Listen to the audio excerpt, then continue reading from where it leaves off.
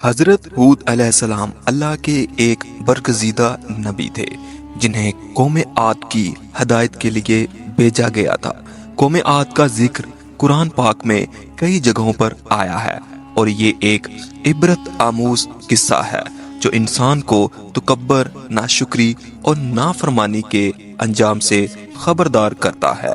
قوم عاد ایک قدیم قوم تھی جو جزیرہ نما عرب کے جنوب میں واقع علاقے احقاف میں آباد تھی۔ یہ قوم بہت طاقتور اور خوشحال تھی۔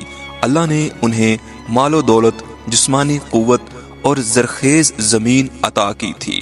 ان کے بارے میں قرآن مجید میں ذکر ہے، کیا تم نے نہیں دیکھا کہ تمہارے رب نے قوم عاد کے ساتھ کیا کیا جو بڑے ستونوں والے شہر میں رہتے تھے، جن کی مثال کسی اور قوم میں پیدا نہیں کی گئی تھی۔ قوم عاد نے بڑی بڑی عمارتیں اور شاندار محلات تعمیر کیے تھے۔ وہ اپنی طاقت اور ترقی پر فخر کرتے تھے اور سمجھتے تھے کہ انہیں کوئی شکست نہیں دے سکتا، لیکن اس خوشحالی کے باوجود وہ اللہ کی وحدانیت کو چھوڑ کر بتوں کی پوجا کرتے تھے اور شرک میں مبتلا تھے۔ اللہ نے قوم عاد کو ہدایت دینے کے لیے حضرت ہود کو نبی بنا کر بھیجا۔ حضرت ہود کا نسب نوح علیہ السلام کے بیٹے سام سے ملتا ہے، اس لیے انہیں نوح کی نسل میں سے سمجھا جاتا ہے۔ حضرت ہود نے اپنی قوم کو شرک سے باز رہنے اور اللہ کی عبادت کرنے کی دعوت دی۔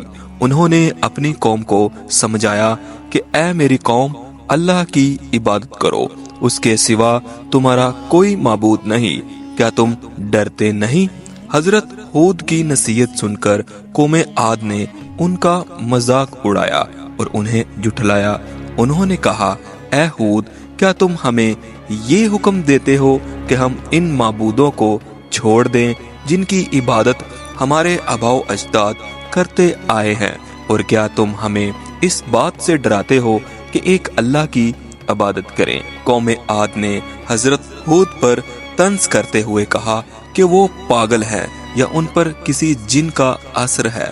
انہوں نے یہ بھی دعویٰ کیا کہ ان کے پاس اتنی طاقت اور خوشحالی ہے کہ کوئی ان کا کچھ نہیں بگاڑ سکتا۔ حضرت ہود نے اپنی قوم کو بار بار سمجھایا اور اللہ کی نعمتوں کی یاد دلائی۔ انہوں نے کہا، اے میری قوم، اللہ سے معافی مانگو اور اس کی طرف رجوع کرو، وہ تم پر بارش برسائے گا اور تمہاری طاقت میں مزید اضافہ کرے گا، اور شرک سے باز آؤ، کیونکہ میں تمہارے لیے اللہ کی طرف سے ایک امانت دار نصیحت کرنے والا ہوں۔ حضرت ہود نے انہیں یہ بھی خبردار کیا کہ اگر وہ اپنی سرکشی اور نافرمانی سے باز نہ آئے تو اللہ کا عذاب ان پر نازل ہوگا۔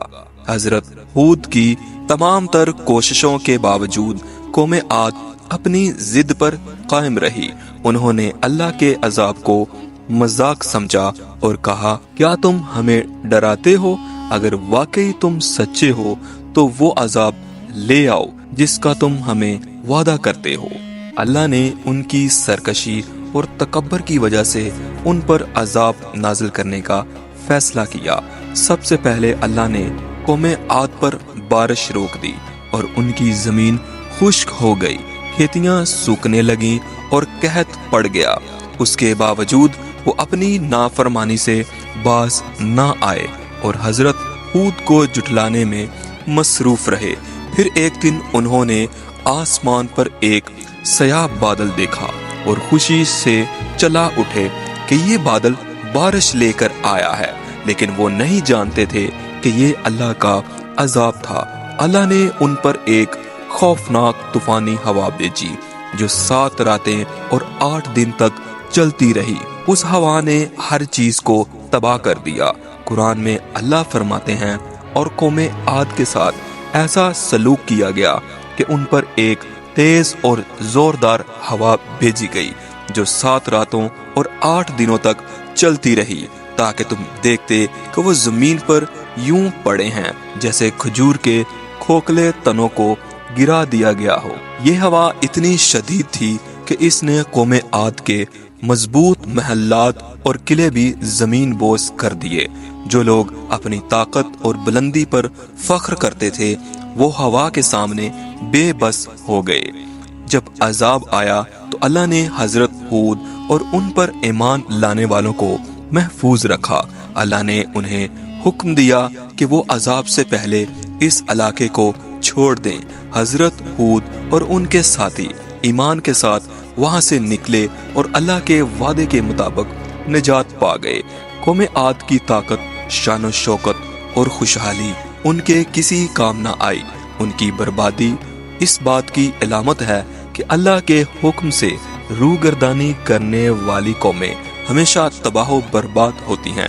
قرآن پاک میں یہ قصہ ہمیں یہ سبق دیتا ہے کہ اللہ کی نعمتوں کا شکر ادا کریں، شرک سے بچیں اور ہمیشہ اللہ کے احکامات کی پیروی کریں۔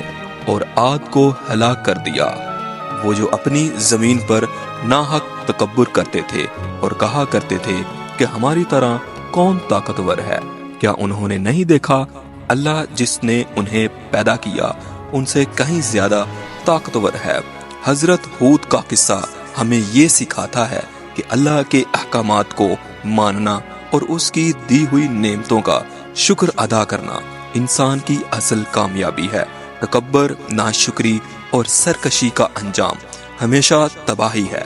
یہ قصہ انفرادی اور اجتماعی زندگی کے لیے ایک رہنما اصول فراہم کرتا ہے۔